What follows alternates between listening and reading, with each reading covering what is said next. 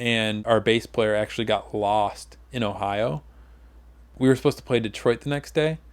He goes to a party, gets drunk, and we don't even hear from him. Mike. In fairness, sober people get lost in Ohio.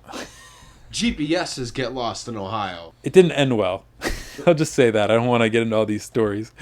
I get back. I'm like, my band is a failure. It's just not working. This record is really good. I feel like we deserve to be, signed. And you're always chasing it, chasing this dream of being signed by a label that's going to pay for you to do stuff. And it's like, if we only had a booking agent, if we only had this, and it wasn't working out. I mean, as far as the music, making music was working. Artistically, I was happy with what I was doing, but I was not making a living, and I was very unhappy with where I was at. And I'd also had started a record label at that time, a very small record label. I only put out a few releases, mostly my own stuff. Some other bands I went on to put out as well. But I get back from that tour, and as I had mentioned, I started dating this girl. Well, we had like a heart-to-heart one night, admitted a bunch of things.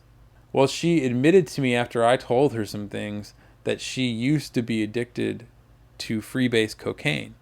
Now, freebase cocaine, I don't know if you know anything about it, Dan. No. Have you ever heard of crack? Yeah. It's essentially crack. Oh, okay. You're smoking coke, really, is what's going on with... Right. I think I tried coke once or twice. Regular coke, but not freebase or crack or anything like that. This girl, she's like, I used to be like addicted, but it's still like something I think about. Like, it's so good. If you ever wanted to do it, I would totally do it with you, she says. And I was still like pretty open-minded. I have nothing going for me. Well, this is a new chick. I've done acid, I've done shrooms. I'll try it. So we go to this house in Crystal Lake, Illinois, and she was house sitting for her aunt at the time at a different house. We're actually staying at her aunt's house, and they're on vacation with their kids. And we go to this other house. Then check this out. This is twisted. Okay, here's your government thing here, the way the welfare and the benefits work. Right. There was this guy. He was on disability, and he met this girl that I was with or dating. I don't know how they met. I don't even want to know. I didn't realize how many people do drugs, harder drugs and stuff like that. And that's like one of those nasty drugs. That's like one of those drugs that girls sell themselves for. You know what I'm saying? She is his caregiver. So she's getting paid the government check to be his caregiver, right? So she goes over to his house because he's on disability and on all kinds of prescription drugs. Woo. Well, Go for a ride. She then takes the money, and because he hooked her up with this gig, he gets to have half of it, but they spend it all on cocaine and then get high on the cash from the check. So I go over there with her one time. This is the only time that I ever tried this or was a part of this. I had never seen somebody so change so drastically. She was a very bubbly, outgoing person. I changed when I smoked weed. I got pretty introverted and I thought hard about things. But like, she didn't want me to hold her hand. Her pupils were so dilated. It was like the devil, dude. I can't even describe it as anything else. So this guy and his girlfriend or whatever are doing this with us, right? I tried it a few times, but I'm not liking the environment that I'm in, first of all, because I'm seeing a lot of deceit. Not that I'm an innocent bystander by any means. But basically this guy, and she's so high, and he's telling her, he's like, oh, you dropped some on the floor.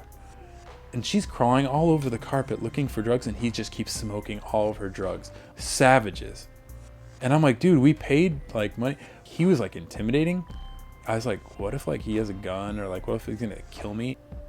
That's when I just stopped altogether doing it, because I did it I'd maybe taken a few hits, and my heart was beating so fast.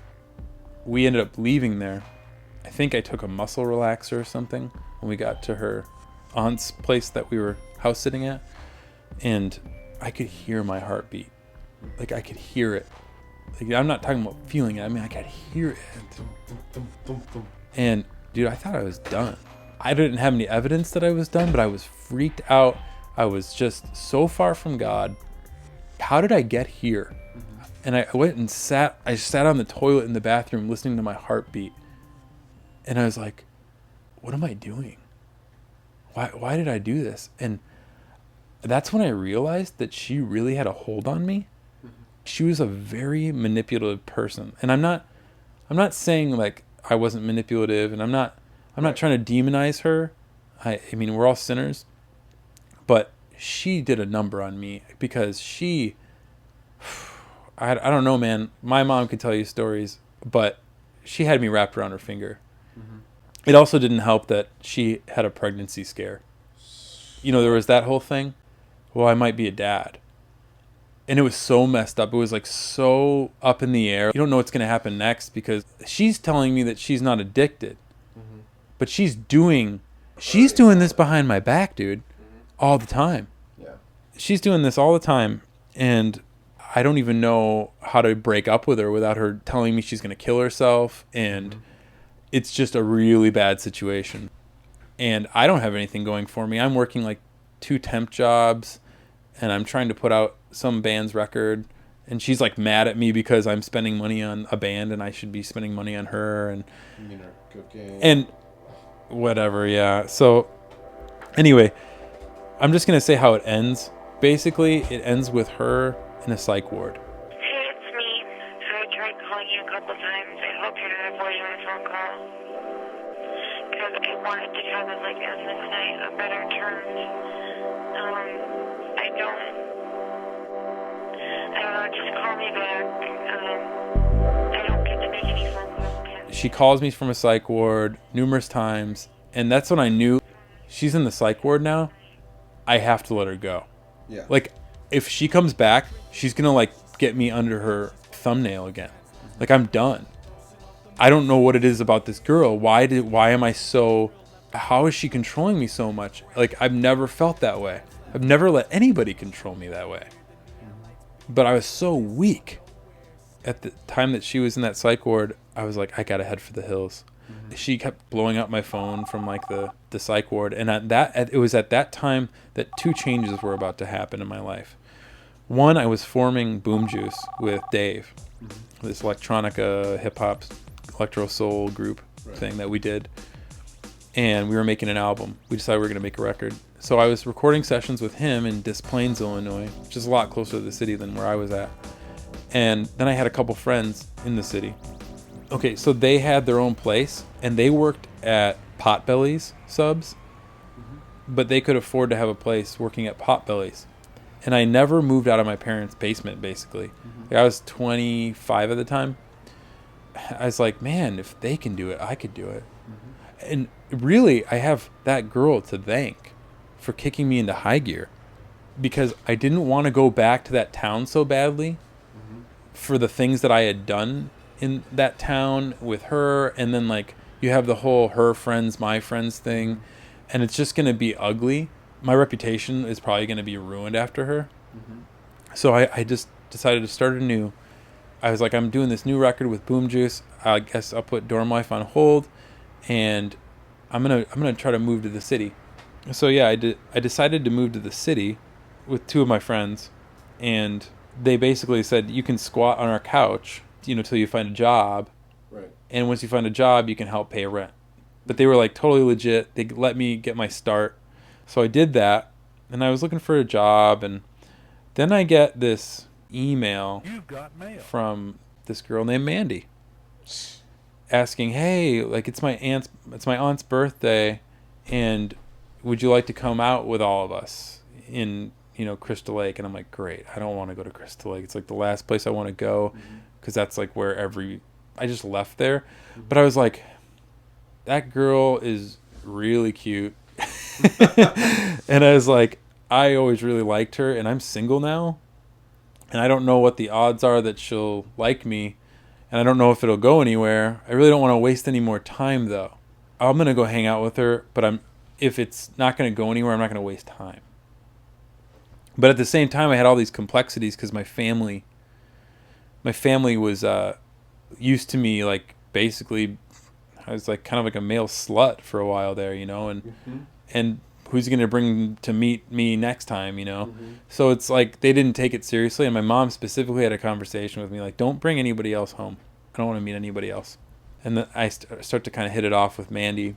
And I was like, well, I can't let her meet my mom yet and all that. So it kind of put a damper on the beginning of the relationship.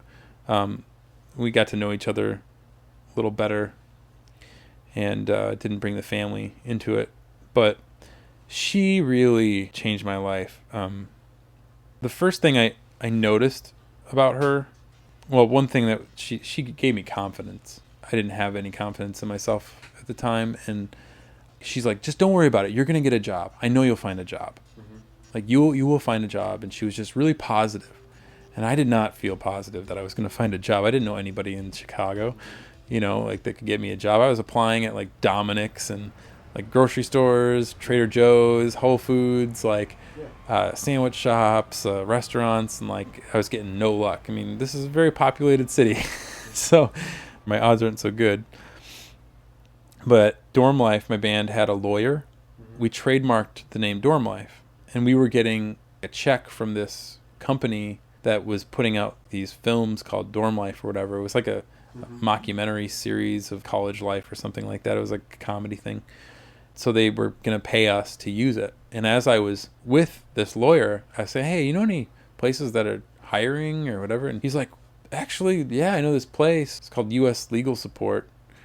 I just met this guy like last week. His name's Matt. I'll just give him a call real quick. Like, he just calls him like on a speakerphone with me there. Hey, Matt. Hey, can he come apply? And like basically gets me a job out of nowhere. Like, what kind of lawyer? Like, I've heard a lot of bad stories about that guy, but like I had nothing but really positive experiences with him. And that's probably because I never got into more of a contractual agreement than I could, you know, I didn't bite off more than I could chew because I knew that we wouldn't be profitable for him, like at this point. So I'm like, dude, like, we can't pay you more than like $500, and that's like nothing, you know. So he's like, yeah, well, I'll help you get your trademark done. We were very honest with each other, which isn't always how relationships with lawyers. But yeah, so he got me this job, and Mandy was right. Got a job. That was a God thing, I swear. Even though at the time I really wasn't connected to Jesus at all. First thing I noticed about Mandy that really drew me to her was she would admit when she was wrong. She can be a very stubborn person, but if she's wrong, when she was wrong, she would just be like, I'm really sorry I was wrong. None of the girls that I was hanging out with in between my last like long relationship and her were like that. And I was like, I like this. It's like somebody normal. And not to mention, like, her sister had been, you know, a heroin addict since like age 13. So she was vehemently against, you know, drugs. I mean, we drank and stuff, but for the most part, she didn't want anything to do with that kind of stuff. So she was really mature. She had been through a lot of stuff I hadn't been through. She's from a broken home and all that. But I really liked her. And I was like, I don't want to waste time anymore. When you get into a relationship, the butterflies, the euphoria, all that stuff at the beginning. Yeah, the infatuation stage. Yes. All that. Well, I was on the rebound. I wasn't really in like a euphoric stage with her. And I don't mean that to take away from the magic. But as I got to know her, and to this day, I would say that there's more euphoria with the relationship now than there was ever at the beginning.